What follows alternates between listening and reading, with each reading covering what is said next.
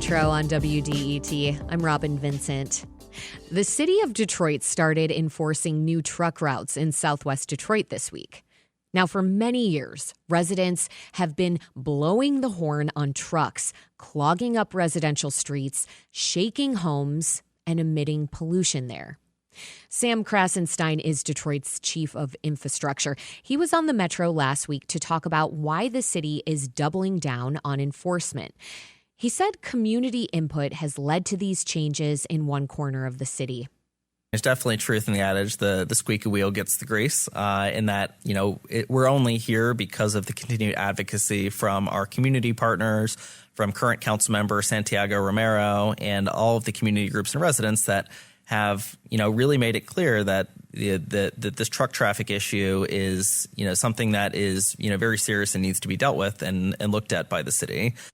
Now, one of those community groups is called the Trucks Off Our Street Coalition, and it's calling for a citywide ordinance to address truck traffic in more neighborhoods. Changes in southwest Detroit were previewed at a community meeting last week with the city's head of infrastructure, again, Sam Krassenstein, in attendance.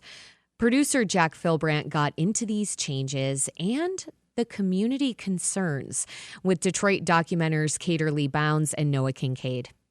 What's the Trucks Off Our Streets Coalition? This is a coalition of Detroiters who are fed up with large trucks like semis, 18-wheelers, hauling industrial loads going up and down their residential streets when they could instead be taking, some of the larger arteries, some of the bigger thoroughfares, and not going down these small little residential streets, shaking the houses, kicking up dust and whatnot. So this is a coalition of people who are kind of pushing for the city to enact a truck route ordinance. They want safe streets. They want clean air. They want to be heard in the process.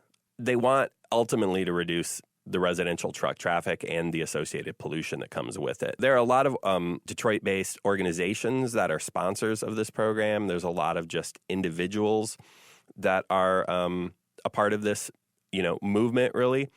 And, they believe that it's been way too long now that we've been talking about a truck route ordinance, but we don't have one. What are residents saying about truck traffic and how it's impacting their life in southwest Detroit, Cater Lee? It's dangerous because of the speeding, running stops, trucks going on roads that aren't designed for it. There's a lack of enforcement. There's a lack of truckers following posted regulations, right? There are existing rules about where trucks can be and what times of day they can be there. And it's loud, it's dirty. There are trucks coming by even in the middle of the night, and that has a lot of health impacts. I heard a lot about asthma and dust, which I've heard before, lots of people have heard before, but I also heard about the vibrations from truck traffic, which I'd never really thought about, which for residential buildings, they're not built for that, so it causes damage, which then also lets in things like water, right? And you get water damage, which you don't traditionally think of as being a truck effect,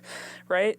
I also heard about other health harms like heart attacks. I didn't know there was an increased risk of heart attacks from truck emissions. And I learned a lot about a bunch of great work groups around Detroit are doing, like the Hispanic Development Corporation's work with truckers who are also part of the community to help educate them about the issues and also help solve their barriers to being able to do something about the air quality. Noah, one of the other interesting things that happened at the meeting was people at the Trucks Off Our Streets Coalition working with community members on practicing giving public comment. Yes. Could you talk about that a little bit? Because yes, we loved it. I know that that's important because this issue, it's going to keep coming up and people are going to keep voicing their opinions and concerns about it. They took time out of the meeting to teach people how to give public comment. They clearly laid out, the three different ways that you could give public comment, either in person, showing up to a city council meeting and looking the council members in the face while you talk to them, or you can call in your comment virtually by either using your computer or your phone. But they talked a little bit about what makes a good public comment. Start by telling them who you are, give your name, tell them where you live, so that your council member knows, like, oh, this is my constituent, they're in my district, right? They kind of rolled out like this is what makes a good public comment, and then they took like a 10-minute break to let everyone kind of draft their own, and then they got to practice giving public comments, which kudos to everyone who organized that. Detroit Documenters, we love public comments, and this kind of really filled our hearts with joy. I want to play a clip from Southwest resident Evan Markari speaking at the meeting. I've been living with asthma since I was a child, and trucks and diesel pollution make me choke for air, often panting for breath. I'll avoid walking and biking in high truck traffic areas, which impacts my quality of life, leading me even to a hospital trip when I ran out of my inhaler medicine. Trucks need to be off residential streets and away from where people live. The routing ordinance is long overdue, and council needs to act to direct the Detroit Police Department to enforce existing laws and hire more officers to focus on trucking enforcement now. And here's another clip from Southwest resident Howard Lowe. Ain't no time to sit back and he gonna take care of it or she gonna take care of it. No, get off your rusty dusties, and we all gonna get it together and take care of this, because it's our health involved in this. We want to live productive lives, safe and secure, right? Noah, can you break down the new truck routes and restrictions? These were kind of previewed at the Trucks Off Our Streets Coalition meeting last week. Yeah, they were. They were previewed in kind of a very summarized form. And then the following day, there was a press conference where they really went into detail about exactly which streets and how this is going to kind of be enforced. What's important to understand is kind of just the makeup of Southwest Detroit. So you've got all of these residential neighborhoods, but right in the middle of it is this thing called the Livernois Intermodal Terminal. And it is one of the, if not the largest kind of generator of all this truck traffic in this neighborhood. So it's like right in the middle of it. What this is it's a juncture point for containers coming in or going out on Norfolk Railway, the rail lines. And then they connect and those containers move on and off of trucks and then go out through the neighborhoods, right? So it's this major transit hub that the city estimates about 1,200 trucks a day are going in and out of this location. And then where are those trucks going, right? So to the north is I-94, where they can get on the, there and go wherever they want. To the south is I-75. They're going to want to connect to that as well. Also, south of I-75 is the Ambassador Bridge and soon to be the Gordie Howe Bridge, right? So that traffic is, we're the largest exchange of commerce between the United States and Canada is right here in Detroit. So all of this, so it's like they're connecting in the middle of this neighborhood, and then they have to kind of go through the neighborhood to get to all these places these trucks are wanting to go. So the question is just what routes do they take to get there? Are they going to go down a very quiet residential street that runs along a park by a school, or are they going to, go down Michigan Avenue or Livernois or, one of these kind of bigger major streets that are less residential, more commercial? That's the goal. So what they've done is they've mapped out all of these blocks where trucks are going to be prohibited, like no trucks on these streets. Now there's an exception, of course, for home deliveries, moving trucks. If you're moving in and out of your house, obviously that kind of stuff is going to be allowed. But we're talking about, commerce, really, and industrial trucks. They're not going to be able to cut through these neighborhoods anymore. So the largest of these areas is basically all the streets running kind of north-south between West Werner on the north side and I-75 on the south. Most of those streets, you're not going to be able to do. There's going to be no through traffic on them. And then they've actually identified like the streets that are going to be allowed are, Fort Street, Michigan Avenue, John Cronk, Dix, Livernois, the I-75 service drive.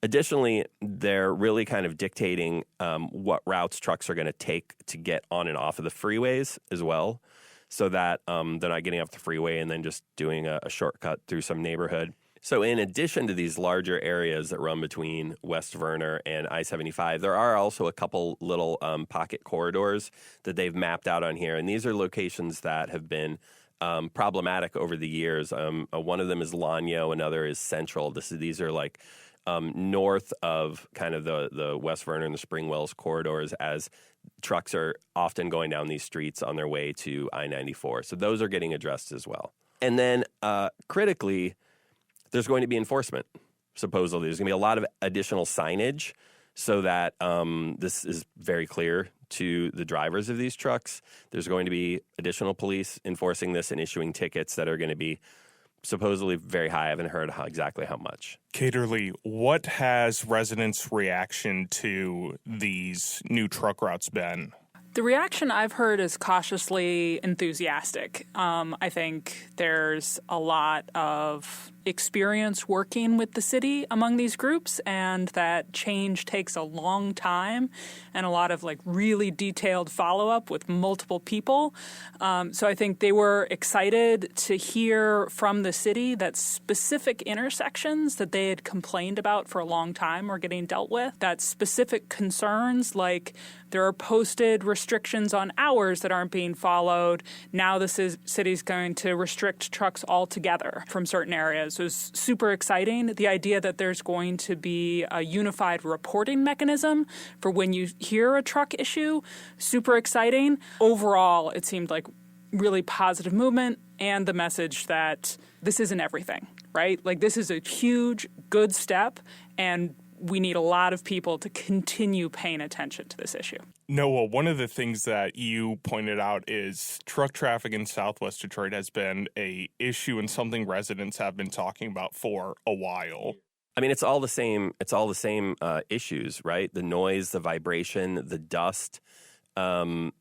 People, having to hose the black soot off the front of their house from all the diesel emissions from these trucks driving by. One thing that I don't know if we made it clear, but this is again, like all of these changes that we're talking about, they're only being enacted in Southwest Detroit. These issues exist in other places in the city. I know reporters at Outlier have written about a lot of issues on the east side over kind of around the Stellantis plant. There are pockets around the city where this is an issue, and it's not going to be addressed citywide until there is a truck route ordinance that would address this in a citywide fashion. Caterly, that's another point that was really brought up at the Trucks Off Our Streets Coalition meeting, too, is that it's not just Southwest Detroit. What other neighborhoods were mentioned at the meeting that this is also happening to? There were groups from all over the city there, sort of brought together by the coalition from everywhere, like along Davison, on Connor, Hope Village, East Outer Drive. Hopefully the city's work and collaboration with the county and state, where the county and state control the roads, doesn't stop in Southwest. And hopefully the information they get out of the reporting system when it's rolled out is something residents can see, and also that the city can actually use to help inform both the ordinance and the specific actions they take. One thing I was really surprised to learn is that apparently county roads are automatically designated as truck routes in the city.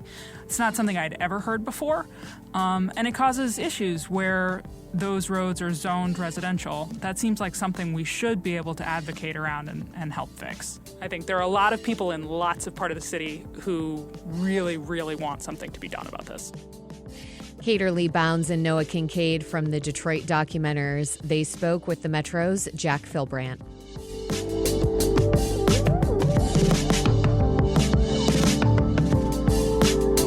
Coming up, the question of how the state will pay to repair its crumbling roads has plagued Governor Whitmer ever since she promised to fix the damn roads. It came to a head last week when the legislature finally passed a budget. The thing Republicans and Democrats could agree on was a tax on cannabis to fix those damn roads, but not everyone is happy. We'll hear more here on the Metro. That's coming next. Stay with us.